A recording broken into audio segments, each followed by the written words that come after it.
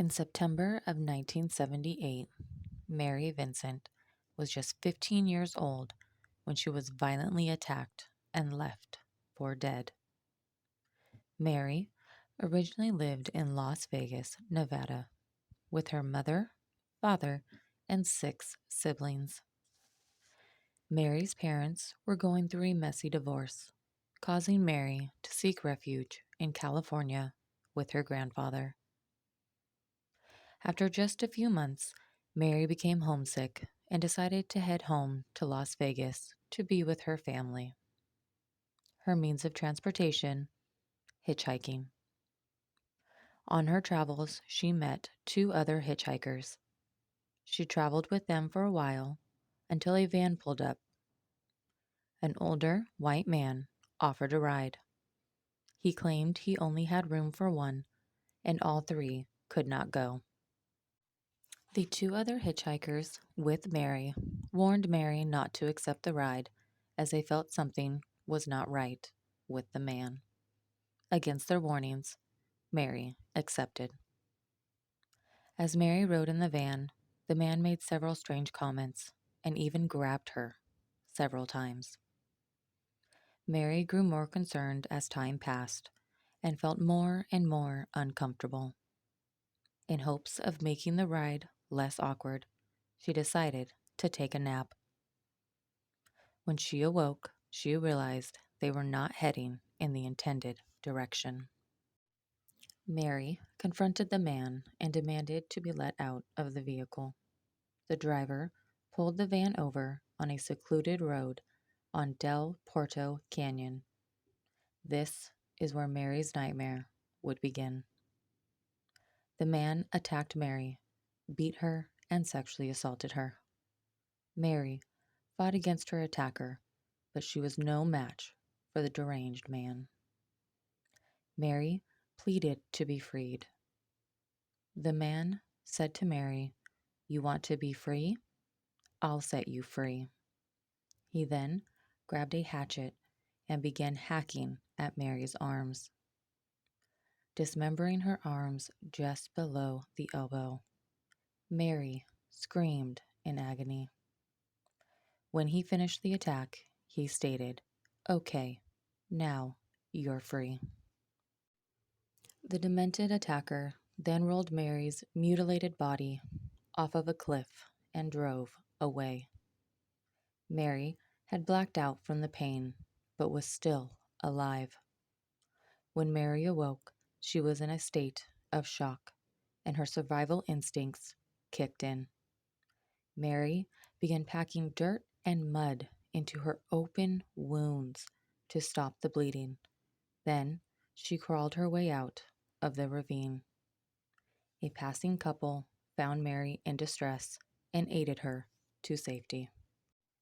Mary would go on to ID her attacker as Lawrence Singleton, aka the Mad Chopper.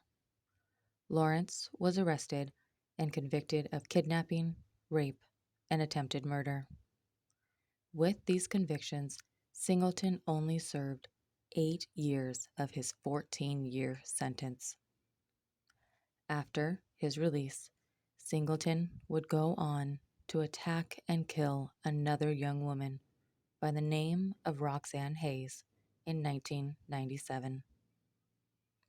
Why did Singleton commit such a horrendous crime? Why was he not given a harsher punishment? If Singleton served his full sentence, would there be no second victim? I do hope Mary gets the peace she deserves. On December 18th, 1994, in South Africa, Alison Botha spent the day with close friends. They spent their day at the beach and headed back to Alison's apartment to finish out the night. When the night was coming to an end, Alison gave her friends a ride home so they did not have to walk late at night. Alison returned back to her apartment a little after 3 a.m. Parking was limited, and she had to park a little ways away from her apartment. Before Allison could exit the vehicle, her door flung open and a knife was against her neck. Allison was frozen in fear. The man demanded she move to the passenger seat of her vehicle and to not resist or he would kill her. Scared for her life, Allison obliged. The man then drove Allison's car and picked up an accomplice. The men claimed they did not want to hurt Allison, they only wanted to use her car.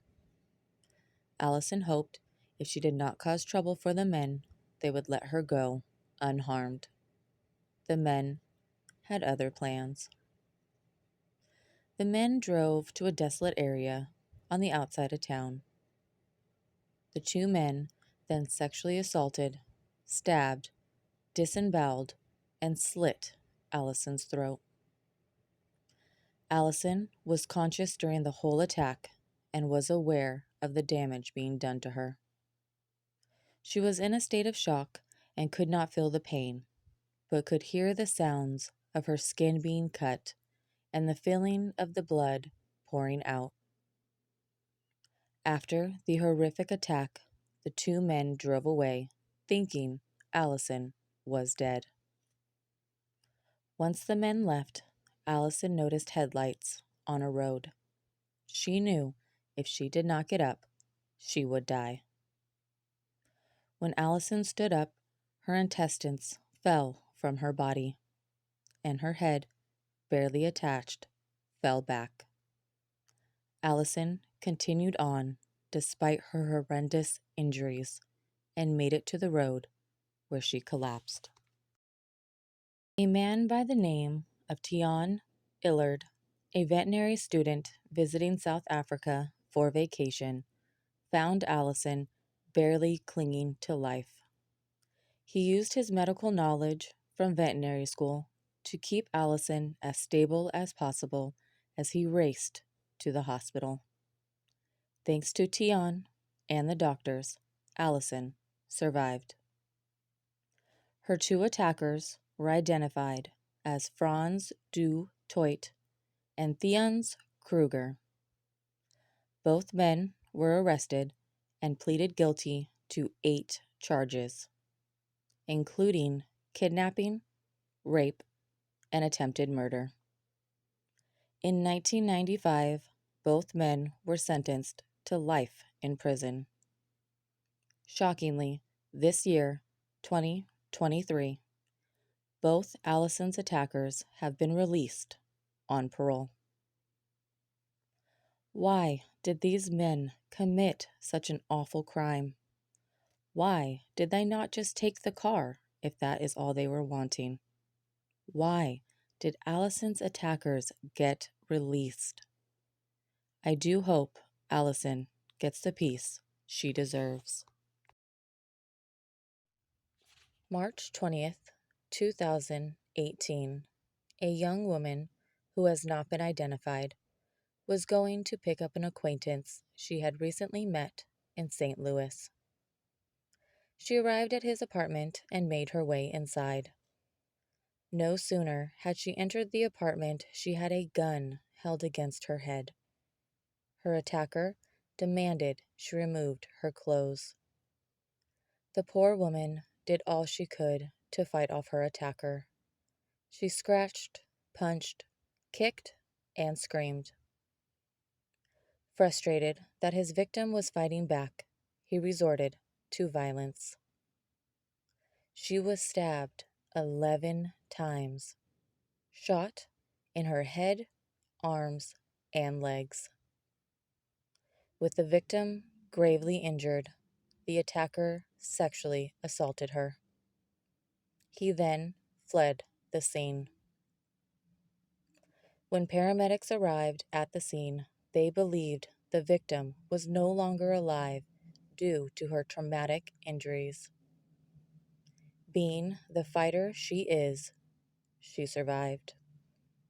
With physical therapy and surgeries, she was able to learn to walk again and chooses not to live her life in fear. Police would go on to arrest Sean Hughes, for the horrific crime. Police believe he has more victims and encourage anyone who is a victim of this man to contact authorities. Why would he invite this woman over only to attack her? How many victims does he have? I do hope the victim gets the justice she deserves.